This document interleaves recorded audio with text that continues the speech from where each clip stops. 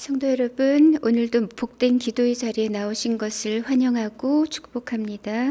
우리 함께 12월 공동 기도문 하나님께 올려드리겠습니다. 먼저 구주 예수님을 보내주신 하나님의 은혜를 찬양합니다. 오늘 다윗의 동네에 너희를 위하여 구주가 나셨으니 곧 그리스도 주시니라. 낮고 비천한 우리 곁에 임마누엘로 오신 주님, 십자가의 보혈로 대속하시고 존귀한 주의 자녀로 삼아주심을 감사합니다. 올 한 해도 주 날개 아래 고이 품으사 생명의 피난처와 반석이 되어주셔서 감사합니다. 여기까지 도우시고 인도하신 에베네셀의 하나님을 찬송하며 감사로 한 해를 마무리하는 샘물 성도들이 되게 하소서. 예배와 교회를 위해 기도합니다. 너희가 온 마음으로 나를 구하면 나를 찾을 것이요 나를 만나리라. 샘물의 예배 속에 하나님의 영광과 임재와 기쁨이 가득하게 하소서. 마음과 뜻과 힘을 다하여 주의 얼굴을 구하며 진리와 성령 안에서 예배하게 하소서.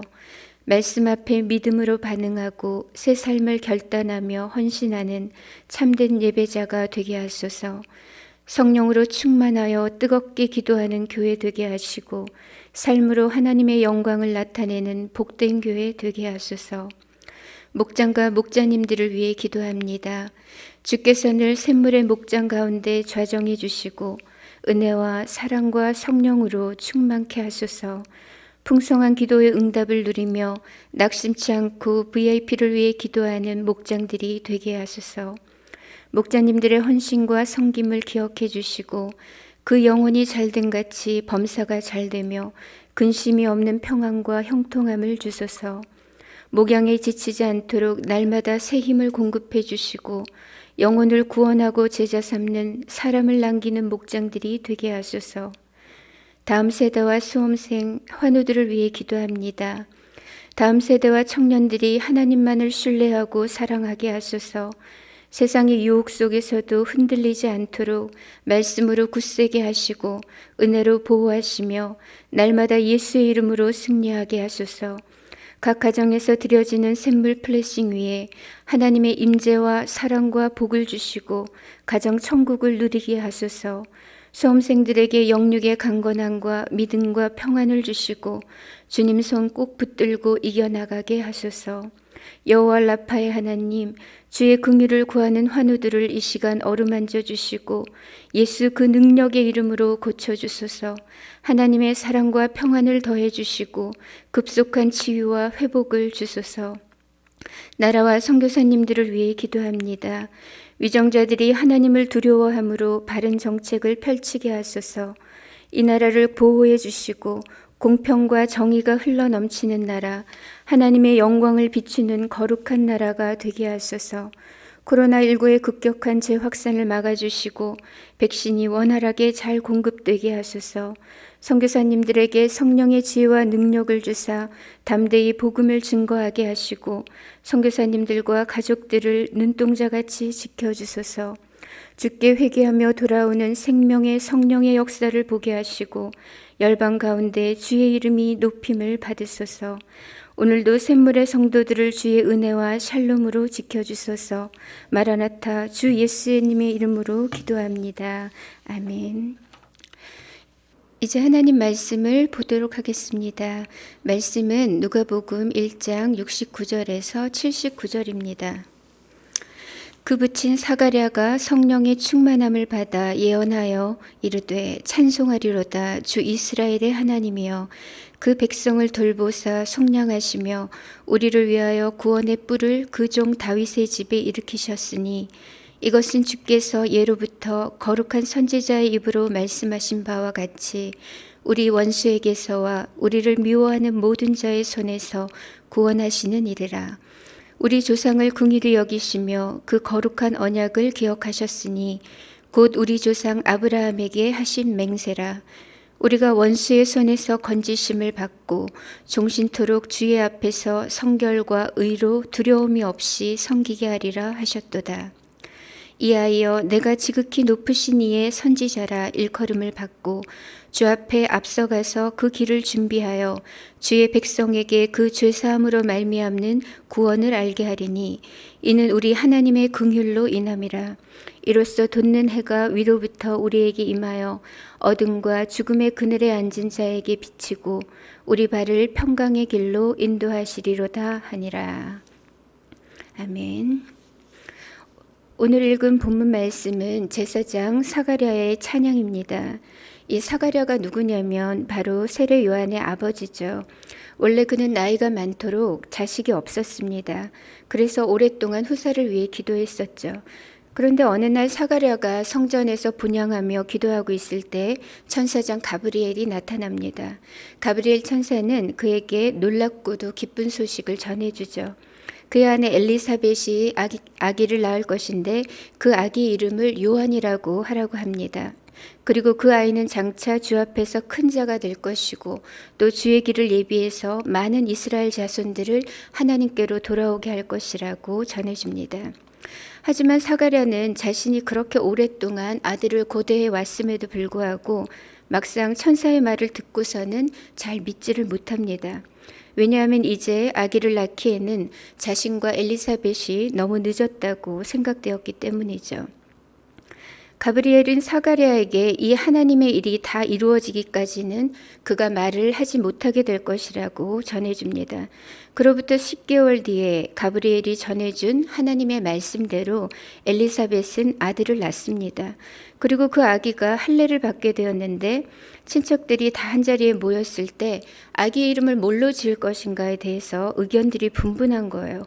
그러자 그때 아기의 아버지 사가랴가 서판에다가 요한이라고 그 이름을 쓰게 됩니다. 그리고 그때서야 사가랴의 입이 풀리면서 다시 말을 할 수 있게 되었죠.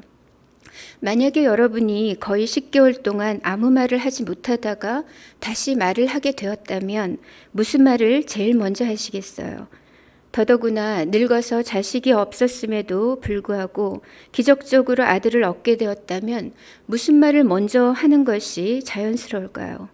아마도 10중 8구는 개인적인 감사의 내용을 말할 것입니다. 제게 아들을 주셔서 감사합니다. 내지는 다시 이렇게 말할 수 있게 해주셔서 감사합니다. 이것이 자연스러운 거겠죠. 그런데 사가랴는 그의 입이 열렸을 때 차원이 다른 말을 내뱉고 있습니다. 그는 성령으로 충만해서 구원의 뿌리신 메시아를 찬양했습니다. 그러니까 이 사가랴의 찬양은 단순한 개인적 차원의 그런 감사의 노래가 아니라 하나님께서 사가랴의 입을 통해서 우리에게 주신 메시아의 오심, 곧 성탄에 대한 구속사적인 예언이자 찬양이었던 겁니다. 오늘 아침 우리는 이 사가랴의 찬양 속에 나타난 성탄이 우리에게 주는 세 가지의 축복에 대해서 함께 나누려고 합니다. 성탄이 주는 첫 번째 축복은 바로 임마누엘입니다. 임마누엘의 뜻은 하나님이 우리와 함께 하신다라는 뜻이죠. 그런데 오늘 본문에는 임마누엘이라는 말이 그대로 나오진 않습니다. 하지만 그 뜻을 고스란히 담은 단어가 하나 나와요. 68절 말씀을 보시면 찬송하리로다 주 이스라엘의 하나님이여 그 백성을 돌보사라고 했습니다. 여기서 이 돌보사라는 단어의 의미가 바로 임마누엘입니다. 이 돌보사라는 이 단어의 원뜻에는 두 가지 의미가 있는데 그 첫 번째가 자세히 살펴보다, 돌아보다 라는 뜻이고 두 번째의 뜻은 찾아오다, 방문하다 라는 뜻입니다. 그러니까 하나님께서 우리를 자세히 살펴보시고 우리를 찾아오셨다라는 뜻이 되는 거죠. 그렇게 예수님은 우리에게 임마누엘로 찾아오셨습니다. 이것이 성탄이 우리에게 주는 첫 번째 축복입니다. 예수님께서 이 땅에 우리 곁에 오신 것은 우리를 사랑하사 불쌍히 여기시고 우리를 돌아보셨기 때문입니다. 근본 하나님의 본체이신 성자 예수님께서 하늘의 영광 보좌를 다 버리시고 비천한 우리에게 신방을 오신 겁니다. 흑암과 사망의 그늘에 앉아 신음하던 우리를 구원하시려고 말씀이 육신이 되셔서 우리 가운데 오셨습니다. 그 예수 그리스도 안에서 하나님의 얼굴이 우리를 향하고 계시고 하나님의 마음이 우리에게 있습니다. 그렇게 우리를 돌아보사 우리 곁에 고요히 찾아오신 분이 바로 임마누엘 예수님이십니다. 게리 체프먼은 그의 책 5가지의 사랑의 언어에서 인정하는 말, 함께하는 시간, 선물, 봉사, 스킨십 이 5개의 사랑의 언어를 소개한 바가 있습니다. 그런데 이 중에서 사람마다 선호하는 사랑의 언어가 조금씩 다르죠. 그리고 중요한 것은 상대가 원하는 사랑의 언어로 접근할 필요가 있다는 겁니다. 저는 개인적으로 이 5가지 중에서 특별히 함께하는 시간, 또 봉사 이런 것들을 더욱 사랑으로 느끼고 있는 것 같습니다. 누군가와 함께한다는 것은 분명한 사랑의 언어입니다. 예수님의 성육신 사건은 곧 우리와 함께 하시겠다는 하나님의 의지이자 최고의 사랑의 표현인 것입니다. 우리는 종종 내 뜻대로 일이 잘 풀리지 않을 때, 또 기도했지만 하나님께서 너무나 느리게 응답하시는 것만 같을 때 곧잘 하나님을 의심합니다. 그분의 존재를 의심하고 또 그분의 사랑을 의심하는 거죠. 그래서 하나님이 나를 버리셨나? 더 이상 하나님이 나와 함께하지 않으시나? 하나님은 과연 나의 이 고통과 번민을 알기는 하실까? 이렇게 생각합니다. 그러나 우리 주님은 한 번도 그의 사랑하는 자녀를 놓으신 적이 없고 잊으신 적이 없습니다. 지금도 나를 돌아보고 계시고 나의 얼굴빛과 상한 마음과 우리의 폐부를 살피고 계십니다. 우리의 아픔을 다 아시고 우리의 질고를 헤아리시고 우리의 전부를 다 알고 계십니다. 그리고 하나님의 생각은 언제나 우리보다 높고 완전하셔서 가장 좋은 하나님의 때, 그리고 가장 선한 그 길을 계획하고 계십니다. 우리 곁에 찾아오신 예수님은 우리의 연약함을 모르시거나 동정하지 못하시는 분이 아닙니다. 그는 모든 면에서 우리처럼 시험을 받으셨지만 죄는 없으셨다고 했습니다. 예수님께서 당신의 전 존재를 걸고 우리를 사랑하셔서 우리를 찾아오신 날이 성탄절입니다. 예수님은 그렇게 이 땅의 죄인들의 구주가 되어주셨고 병자들의 치유가 되셨으며 약한 자들의 친구가 되어주셨습니다. 성탄이 우리에게 축복인 것은 우리 주님께서 비천한 우리 곁에 임마누엘로 찾아오셨기 때문입니다. 임마누엘에 이어서 성탄이 주는 2번째 축복은 바로 구원입니다. 오늘 69절 말씀을 보시면 우리를 위하여 구원의 뿔을 그종 다윗의 집에 일으키셨다고 했습니다. 여기서 이 구원의 뿔이 곧 메시아 예수 그리스도를 말합니다. 다윗은 시편 18편 2절에서 하나님이 나의 구원의 뿔이시라고 고백했습니다. 여기서 뿔이라는 것은 힘과 능력과 권위를 상징합니다. 보통 짐승들에게 있어서 뿔이란 곧 그들의 힘이자 무기인 거죠. 그 뿔로 상대를 제압하고 공격합니다.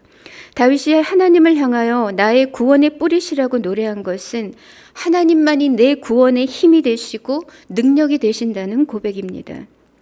그러면 이 구원의 뿔이 되시는 예수님은 어떤 분이신가? 71절 말씀을 보시면 우리 원수에게서와 우리를 미워하는 모든 자의 손에서 구원하시는 일을 하시는 분이라고 했습니다. 74절에서 우리가 원수의 손에서 그분으로 말미암아 건지심을 받는다고 했고 77절에서는 주의 백성에게 그 죄사함으로 말미암는 구원을 알게 하시는 분이라고 말해주고 있습니다. 그리고 결정적으로 이 예수님의 구속사역을 직접적으로 설명해 주는 단어 하나가 오늘 본문에 나옵니다. 그것이 바로 68절 끝에 나오는 속량이라는 단어입니다.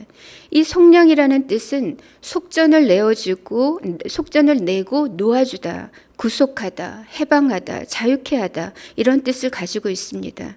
그러니까 자기 백성을 돌보사 속량하셨다는 뜻은 곧 예수님께서 우리를 대신하여 자신의 생명을 속전으로 지불하셨다. 그의 피로 우리를 대속하셨다.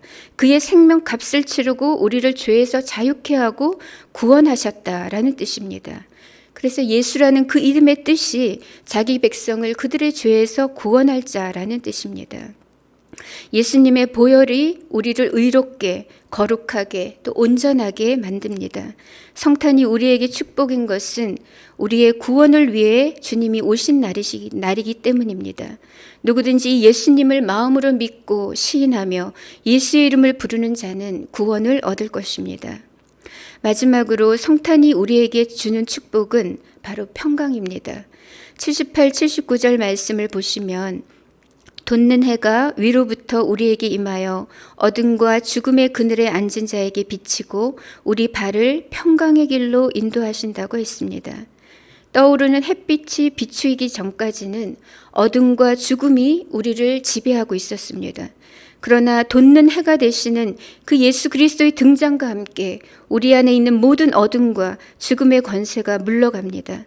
그리고 하나님의 평강이 임하게 되었습니다. 시편 38장 3절에서 우리에게 평강이 사라진 이유가 무엇인가를 설명하고 있습니다. 주의 진노로 말미암아 내 살에 성한 곳이 없사오며 나의 죄로 말미암아 내 뼈에 평안함이 없나이다. 이렇게 말합니다.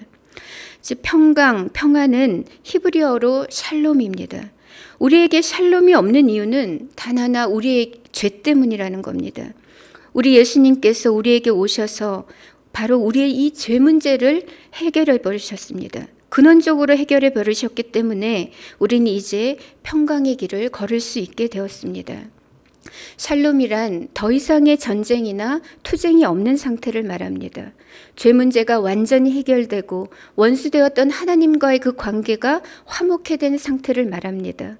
모든 삶이 의롭고 성결하며 또 조화롭고 아름답게 회복된 상태를 의미합니다. 누가복음 2장 14절에서 천사들은 예수님이 나시던 그날 밤에 이렇게 찬양합니다. 지극히 높은 곳에서는 하나님께 영광이요 땅에서는 하나님이 기뻐하신 사람들 중에 평화로다. 우리에게 임한 이 평화, 이 평화는 예수님의 그 생명과 맞바꾼 평강입니다. 그래서 우리 예수님의 또 다른 이름이 평강의 왕이신 겁니다. 오늘 말씀을 맺겠습니다. 예수님의 오심은 우리에게 말할 수 없이 중대한 사건입니다. 한마디로 갚을 길 없는 무한한 은혜요 축복인 것이죠. 성탄이 우리에게 전해주는 세 가지의 축복은 바로 임마누엘의 축복이고 구원의 축복이고 평강의 축복입니다. 우리를 사랑으로 돌아보사 우리 곁에 찾아와 주신 임마누엘의 주님, 그의 피로 우리를 속량하사 구속하신 주님, 우리를 완전한 평강의 길로 이끄신 우리 구주 예수님을 찬양합니다. 이 예수님을 더욱 사랑하고 노래하며 다시 오실 주님을 대명하며 살아가는 사랑하는 우리 샘물 성도님들이 되시기 바랍니다. 우리 이 시간 함께 말씀을 기억하면서 기도하겠습니다. 먼저 임마누엘로 오신 주님, 나를 구원하시고 평강을 주신 우리 예수님을 찬양하는 기도를 먼저 올려드리겠습니다. 그리고 이 땅을 용서해 주시고 긍휼히 여겨주셔서 코로나19의 확산세를 꺾어주시고 속히 종식될 수 있도록 기도해 주시고, 세 번째로는 이 성탄의 계절에 우리가 또한 돌아보아야 할 지체들을 기억하며 사랑으로 잘 돌보고 섬기는 우리 교회가 될 수 있도록 우리가 중보하고 또 개인의 기도 제목으로 나아가도록 하겠습니다. 함께 기도하겠습니다.